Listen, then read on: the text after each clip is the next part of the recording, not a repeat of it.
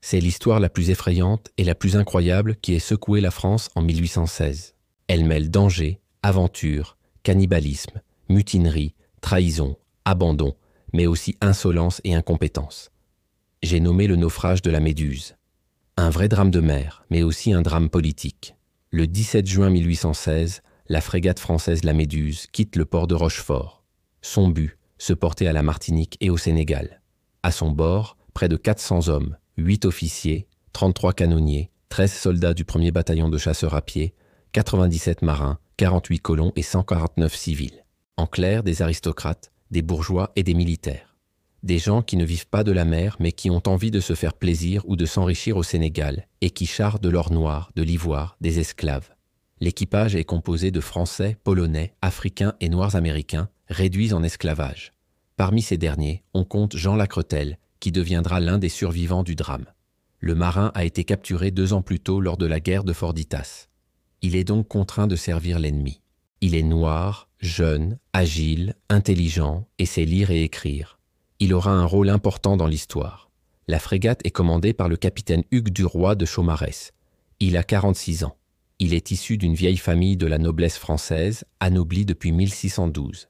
Il a servi sous Louis XVI, a été fait chevalier de l'ordre royal de Saint-Louis. Puis, il a été chassé sous la Terreur. Il est rentré au service de la marine impériale et a suivi Napoléon à île de Sainte-Hélène. En 1814, il était au Portugal quand les Anglais lui firent prendre la redoute de Rambla. Il fut ensuite emprisonné à Portsmouth et à Norwich. C'est un prisonnier de guerre. En janvier 1816, il rentre en France libre. En février, il est nommé capitaine de vaisseau, sans examen, sans expérience ni qualification. On l'emploie. Il est lié à la cour. Il a beaucoup d'amis influents, mais il ne sait plus naviguer. Il n'a pas navigué depuis plus de 20 ans. Pour autant, il se croit compétent et sûr de lui. Il est ambitieux. Il veut briller. Il s'apprête à commettre l'erreur fatale. La traversée se passe bien. Le climat est clément. Les vents sont bons. Le 2 juillet, la frégate arrive au large de l'archipel de Canaries. Le vent se lève, la mer devient agitée. La frégate chavire. Elle se retrouve sur un banc de sable au large de la côte mauritanienne. Des rochers s'échouent aux abords. La coque est déchirée. Le navire prend l'eau. La cargaison d'ivoire et de tissus précieux est perdue. Il est temps de s'évacuer. Les femmes, les enfants et les civils entrent dans les chaloupes. Les soldats et les marins aident les autres à monter à bord. Puis ils aident à éloigner les chaloupes. 8 chaloupes remplissent cette mission. La 8e est commandée par Jean Lacaille. Il y a 147 personnes restées sur le paquebot. Sur la plage, le capitaine Chaumaille fait le point. Il n'y a pas assez de chaloupes pour évacuer tout le monde. Que faire? Une solution absurde est trouvée. Un des hommes propose de construire un radeau de fortune. Le capitaine est ravi, c'est l'idée qu'il cherchait. Il ordonne de découper les mâts, de les attacher avec des bouts de chêne et de former un radeau flottant. Il est long de 20 mètres, large de 6 mètres, large de 2 mètres. C'est un radeau imposant. Le capitaine se targue qu'il pourrait supporter 400 hommes. Il est rassurant. Les hommes se mettent au travail. Ils finissent le radeau en quelques heures. Il est prêt. Les chaloupes sont là. Le capitaine donne l'ordre de charger le radeau. Les hommes montent à bord. Jean Lacroix, qui observe tout, note que les personnes les plus puissantes et les plus riches sont parties en chaloupe. Seuls les plus faibles, les plus pauvres, les plus jeunes et les plus vieux sont sur le radeau. Il y a 147 personnes, dont 18 enfants. Personne ne sait nager. Personne ne sait sauvetage. Parmi les hommes, on compte des nobles, des militaires et des civils, mais aussi 47 esclaves. Les chaloupes traînent le radeau. Il est difficile de le faire avancer. Le capitaine se rend compte que le radeau ne peut pas contenir tant de monde. Il donne l'ordre de détacher le radeau.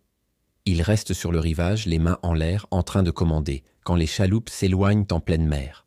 Les 147 personnes abandonnées sur le radeau sont prises de panique. Elles crient, elles hurlent, mais personne ne revient. Le capitaine a donné l'ordre de partir. Il ne revient pas sur sa décision. Le silence reprend. Le soleil tape fort. Les gens sont assoiffés. Le vent est chaud, mais les courants sont froids. Les hommes se réfugient à l'ombre du radeau, sur le dos, sur les côtés, les uns sur les autres. Des cris, des supplications, des insultes. Le capitaine leur avait promis de revenir. Il ne le fera jamais. Les gens meurent, certains tués par soif, d'autres par fatigue, d'autres par noyade, car ils essayaient de se désaltérer en mer. Jean Lacroix voit autour de lui des hommes se battre, arracher, tuer, manger leurs semblables. Le cannibalisme est arrivé. Il est temps de compter le coût des naufragés. 147 personnes, 15 jours, 15 morts, 4 disparus, 128 rescapés. Le dernier comptage donne 125 vivants.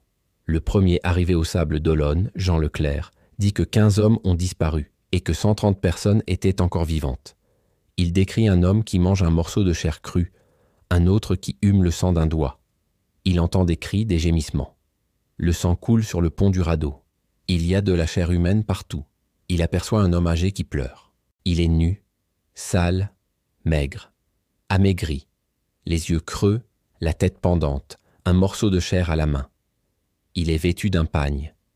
Il se lave les mains et les lèche. Il mange son morceau de viande. Il boit de l'eau de mer. Il chante, il danse, il sourit, il rit, il semble heureux. C'est un fou.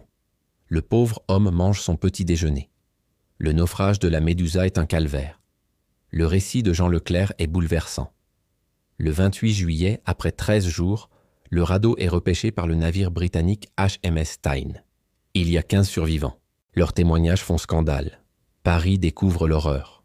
L'histoire est relatée dans tous les journaux. La tragédie dépasse le naufrage.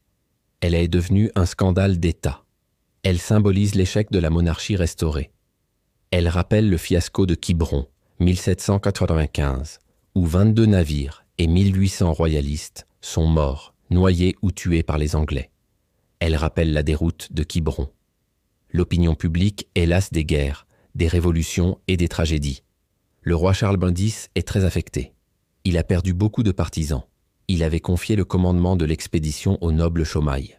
Il avait choisi en raison de son appartenance à l'aristocratie et non de ses compétences. Le naufrage de la Médusa est un terrible affront pour la France.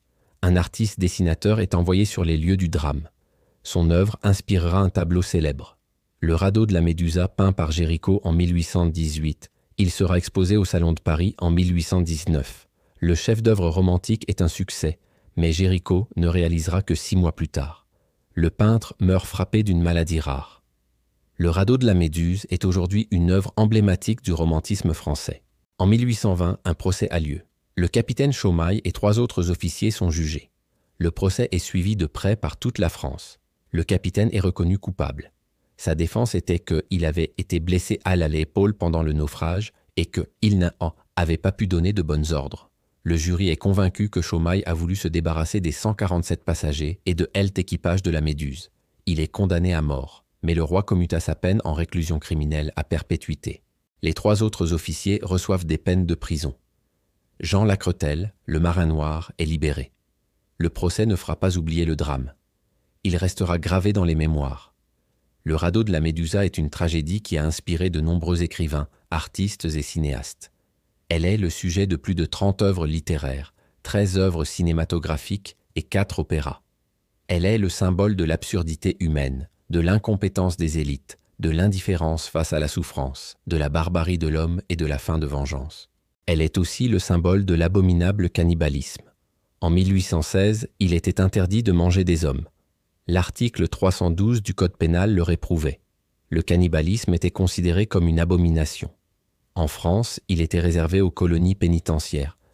Il était utilisé pour punir les condamnés. En droit international, le cannibalisme est puni comme un crime contre l'humanité. Et vous, auriez-vous survécu sur ce radeau? Laissez votre avis dans les commentaires. Merci de m'avoir regardé. Si vous avez aimé cette vidéo, abonnez-vous à Ministory et laissez un commentaire.